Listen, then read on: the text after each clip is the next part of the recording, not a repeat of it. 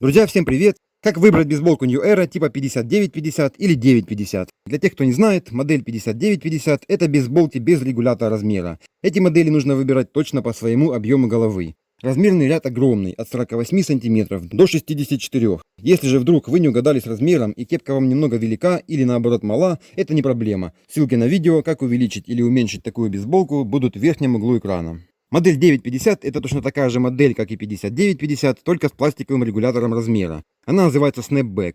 В этих моделях также есть размерный ряд SM, ML, LXL, а также есть модели с универсальным размером One Size Fits Must. Будьте очень внимательны при покупке, уточняйте у продавца, что написано на бейсболке. Я не раз видел, многие магазины указывают, что размер универсальный и могут выслать даже подростковую модель.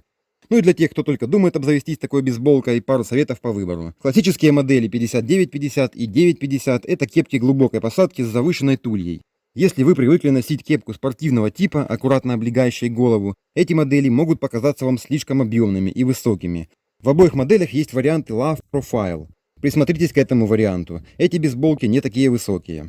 Проблема в том, что такой вариант можно найти не в каждом магазине. В основном во многих магазинах продают классические варианты. Поэтому если вы не нашли такую модель или нет возможности купить такой вариант, но вы хотите невысокую модель, тогда при покупке классической модели уточняйте у продавца страну-производитель. Для многих это очень важно. Если вы хотите более закругленную кепку с невысокой лобовой частью и, как правило, более удобной посадкой, выбирайте кепку производства Китай.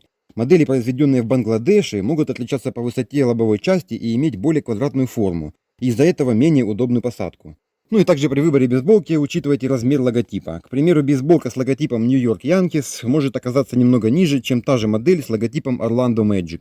Широкий объемный логотип требует больше места, тем самым немного расширяя и поднимая лобовую часть. Ребят, ну а вообще все видно невооруженным взглядом. Любые бейсболки таких моделей не принципиально какого бренда. Вот для примера у меня есть 3 бейсболки, как видите, они одинаковой высоты. Видно, что синяя бейсболка, в данном случае это бейсболка New Era, сделанная в Китае, имеет более округлую форму. В черной бейсболке лобовая часть немного поднята и выдавлена вперед. Камуфляжная бейсболка имеет вроде более округлую форму, но большой логотип расширил и визуально поднял лобовую часть. Соответственно, на голове аккуратнее всего смотрится синяя бейсболка. Черная вообще очень высокая, у камуфляжной очень широкая лобовая часть. Но, как по мне, синяя смотрится лучше всех. Именно поэтому я всегда покупаю бейсболки с логотипами команд New York Yankees или Los Angeles Dodgers, производства Китай. Эти модели невысокие и аккуратно смотрятся на голове.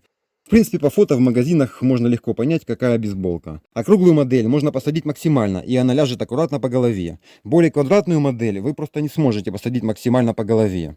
Выбор, конечно, за вами. Кому-то нравятся квадратные модели, мне нравятся более округлые модели. Надеюсь, эти советы помогут вам при выборе бейсболки. В общем, как-то так, друзья. До новых встреч. Пока-пока.